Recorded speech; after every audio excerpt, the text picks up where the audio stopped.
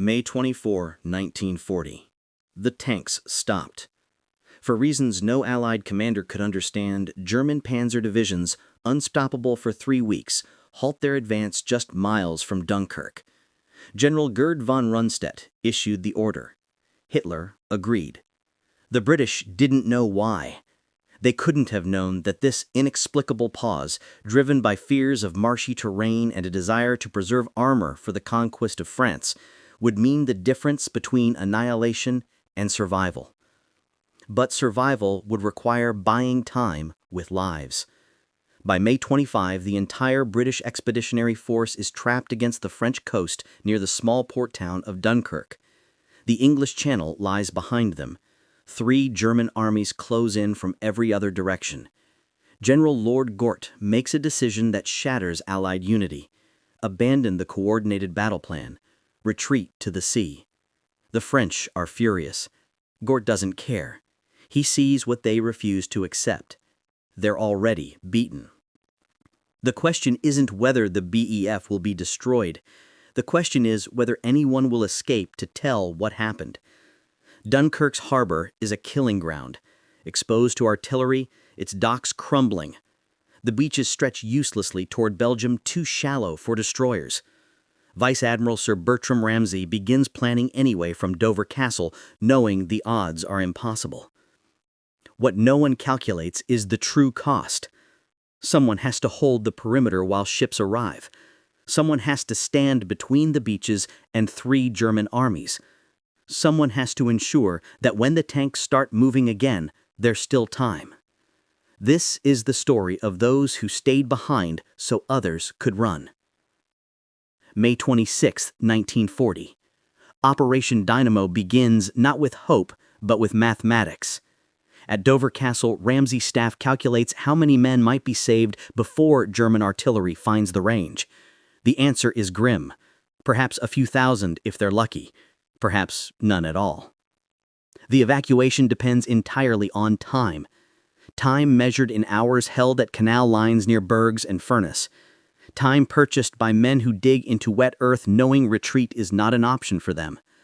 The defensive perimeter forms a shrinking semicircle around Dunkirk, approximately 6 to 7 miles of canals, hedgerows, and farming villages transformed into killing grounds. German forces probe the line. They find it holds. Barely. Then Captain William Tennant arrives at the harbor on May 27th. What he sees confirms the nightmare. The docks are systematically being destroyed by Luftwaffe bombers. The port facilities won't last another day of sustained attack. Ships can't berth. The beaches are chaos, men wading chest-deep into surf trying to reach vessels that can't come close enough to shore. Tennant makes a decision that defies all maritime logic. He orders ships to berth at the East Mole, a narrow concrete breakwater extending nearly a mile into the sea. It was never designed as a dock. It has no proper moorings, but it's the only structure that reaches deep water. Ships begin to tie up against the mole's exposed side. Men file along the narrow walkway in columns, bombs falling around them, and board destroyers that can only stay for minutes before pulling away. The evacuation transforms from impossible to merely suicidal. Behind them, the perimeter holds. For now. May 27th, the same day Tennant arrives at the harbor, something else happens inland that reveals the true nature of this fight.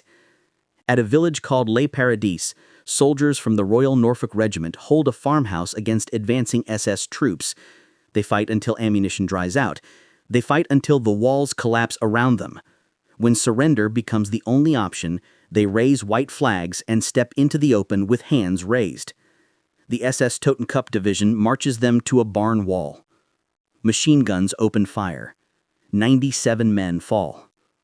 The SS troops walk among the bodies, finishing the wounded with pistols and rifle butts. 2 men, Privates Albert Pooley and William O'Callaghan, survive by lying motionless beneath the dead. They wait until darkness, then they crawl. Their testimony will reach British authorities years later, long after the war. But on this day, the massacre is just one more horror swallowed by the chaos of retreat. The rearguard holds because men like the Royal Norfolks buy hours with their lives. Some are captured, some are killed in battle. Others simply disappear into mass graves that won't be found for decades. This is the cost of the perimeter. Not just soldiers killed in firefights, but men who surrendered and died anyway.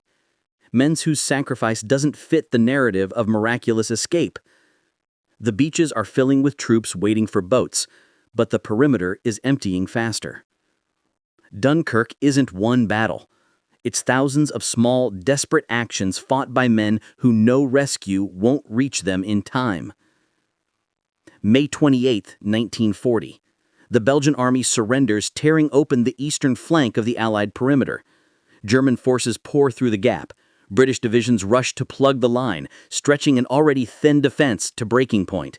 On the beaches, exhausted soldiers scan empty skies and ask the same question: where is the bloody RAF?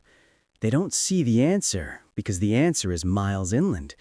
Royal Air Force fighters intercept German bomber formations before they reach the coast, engaging in brutal dogfights over French farmland where no soldier on the beaches will ever witness them.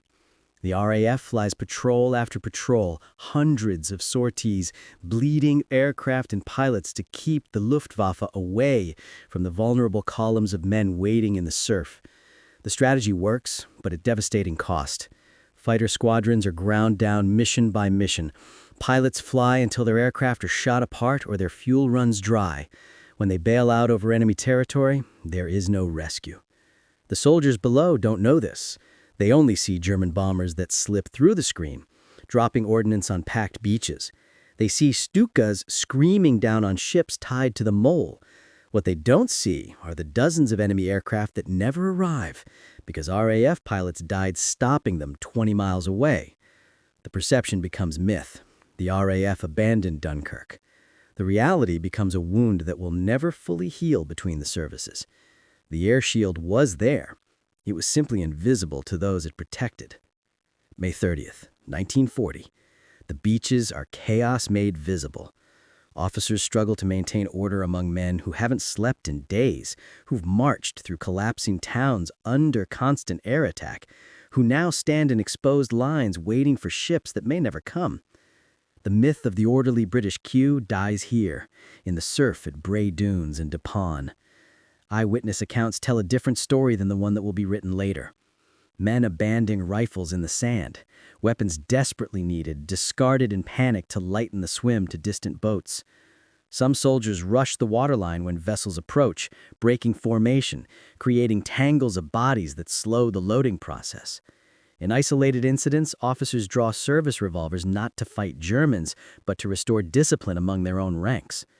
The equipment losses mount catastrophically. Across the shrinking perimeter, entire divisions leave behind everything they cannot carry: vehicles, artillery pieces, mountains of ammunition. The numbers will be staggering when finally tallied. Thousands of guns, tens of thousands of trucks, nearly every heavy weapon the British Army possesses in France. This isn't cowardice. It's the mathematics of desperation. Every rifle kept means swimming harder. Every kit bag retained means drowning more likely. Men make calculations in seconds that will cost Britain years to replace. And still, improbably, the evacuation continues.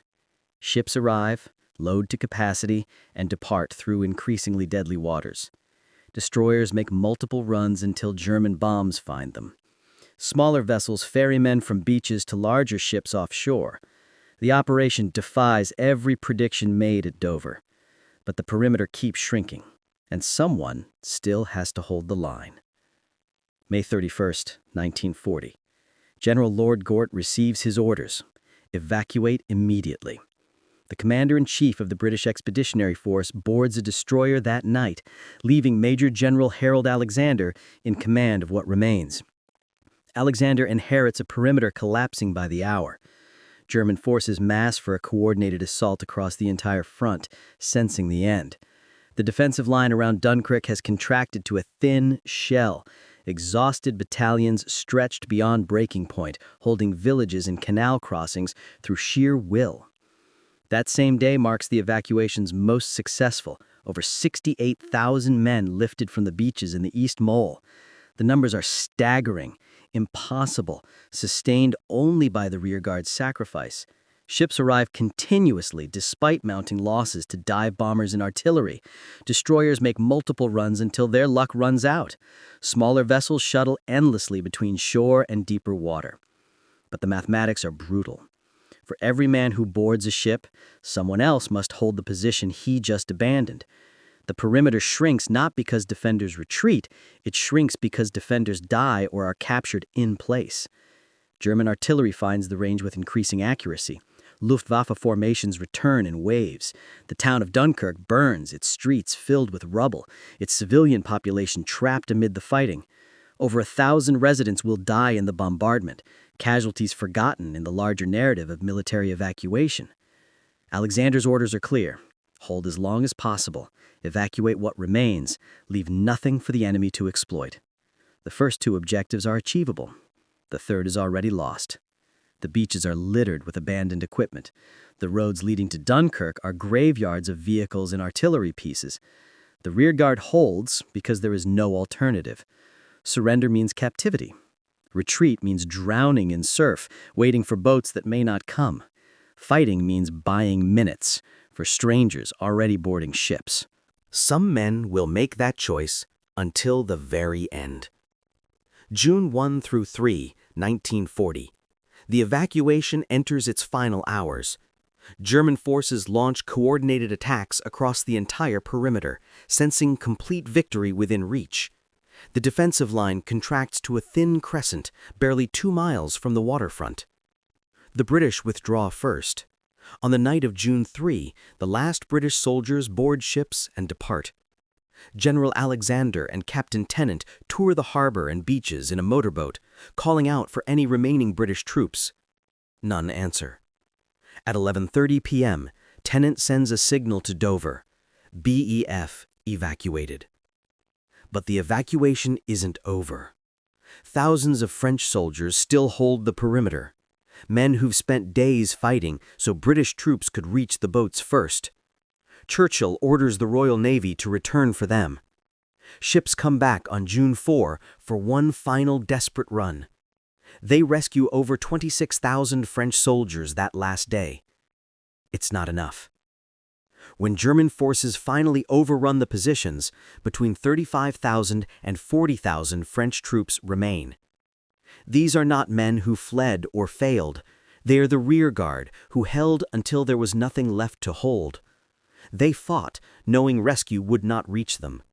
They bought time with their freedom. The Germans marched them into captivity. 5 years in prisoner of war camps awaits them. Their sacrifice will be overshadowed by the larger narrative of successful evacuation, the 338,000 rescued rather than the tens of thousands captured. History will remember the miracle of Dunkirk and forget the men who made that miracle possible by staying behind. They didn't vanish. They were left. The distinction matters. June 4, 1940. Dunkirk falls silent. German troops occupy the ruins of a town reduced to rubble. The harbor is a graveyard of sunken ships. The beaches are littered with abandoned rifles, vehicles, boots, the debris of an army that fled with only what men could carry. The final accounting is brutal. Over 338,000 Allied soldiers escaped, a number that seemed impossible when the operation began. But the British Expeditionary Force left behind nearly everything that made it an army. Hundreds of tanks, thousands of artillery pieces, tens of thousands of vehicles, mountains of ammunition. Britain is defended now by men without weapons. The human cost cuts deeper. Approximately 3,500 British soldiers died during the evacuation, killed in rearguard fighting, drowned while boarding ships, blown apart on bombs on packed beaches. 16,000 French soldiers died holding positions others would evacuate. The RAF lost over 100 aircraft, defending skies the soldiers below believed were empty. At sea, 243 ships were sunk, including destroyers that made run after run until German bombs found them. And then there are those who survived the battle, only to lose their freedom. Tens of thousands of French troops, captured when the perimeter finally collapsed, began a different kind of ordeal. 5 years in German camps awaited them. 5 years to reflect on how they bought time for an evacuation that left them behind. Dunkirk becomes legend because Britain desperately needs a victory from defeat. Churchill calls it a miracle of deliverance. The phrase sticks, but miracles don't cost this much. What happened at Dunkirk was simpler and harder. Men chose to die so others could live. Some made that choice attacking German positions. Some made it manning rearguard defenses. Some made it standing on the perimeter while ships sailed away without them. History remembers the escape. The evacuation becomes myth, plucky British spirit, civilian boats, snatching victory from disaster. What history forgets are the men who bought those 9 days with blood. The ones who held the line at Le Paradis and paid with their lives. The ones who surrendered on June 4 and disappeared into captivity. The civilians killed in a town that became a battlefield.